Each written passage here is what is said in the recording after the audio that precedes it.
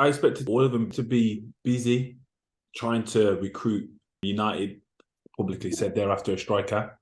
So you expect them to try and get one of them. Liverpool may look to invest in midfield.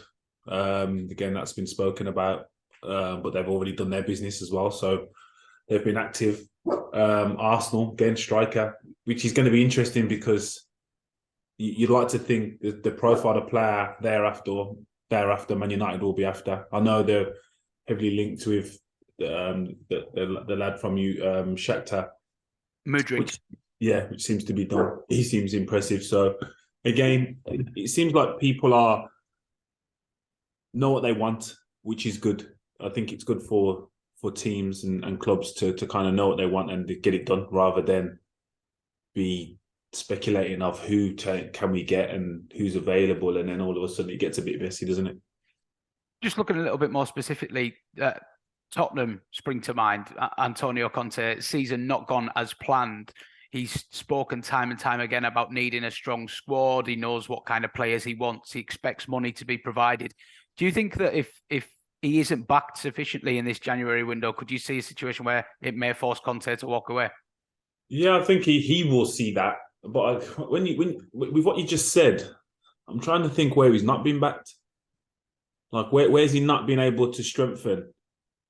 Again, do we know whether he strengthened with the players he wanted? That's a different story. And it doesn't seem to be the case because I'm sure he would have stated that. I'm sure he would have stated more publicly that these aren't the players that I wanted.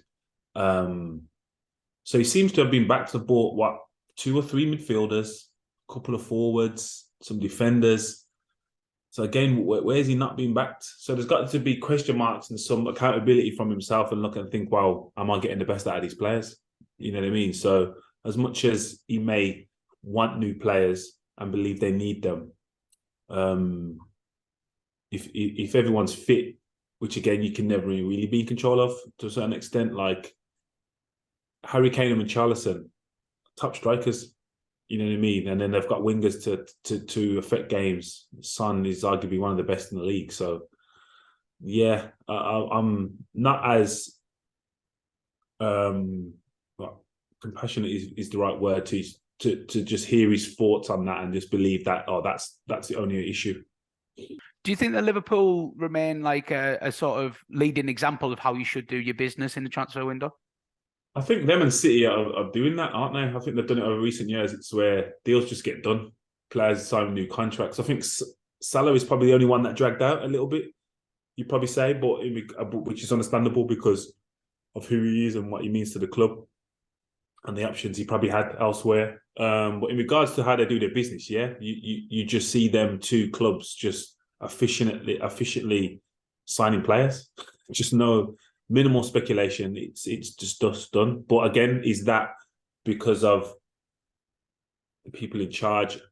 Again, I don't really know the Liverpool people, but the City people I know that they work efficiently, and also the status of the clubs and the managers. It's like, do you want to join them two clubs with what possibilities of what they can win? It shouldn't take players much convincing.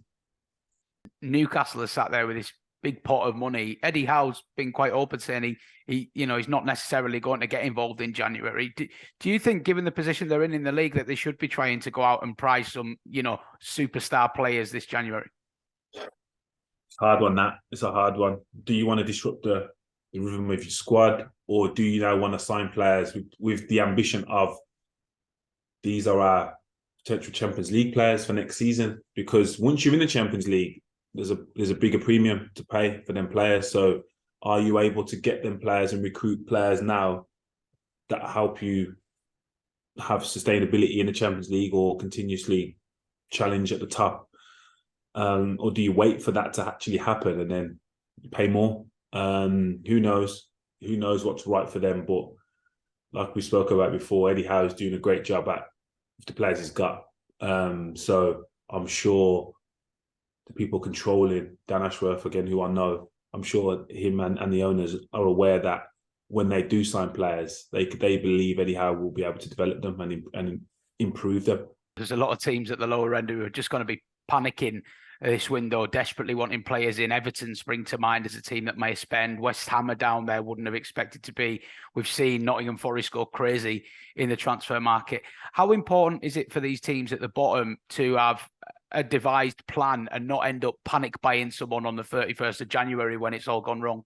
Yeah, again, it always confuses me why there's so many deals go through on the last day. I get deals completed on the last day because it takes time to complete this, but in terms of, oh, I didn't know he was linked with them. You know what I mean? It's like spontaneous signings.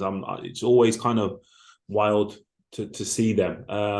But yeah, I think Everton have made it known what they're in the market for. So again, as long as the clubs in the market know what positions they want, and not just, like you're saying, just spontaneously signing players and randomly players that you wouldn't have linked, and you don't see a long-term future. It's like the circumstances of where them teams are now, like your West Ham and your Everton, in the greatest respect, you probably wouldn't expect them to be down there at every season. So the profile of player you need now is potentially different to next season's ambitions. And then all of a sudden, are you left with players that don't fit the criteria that you need?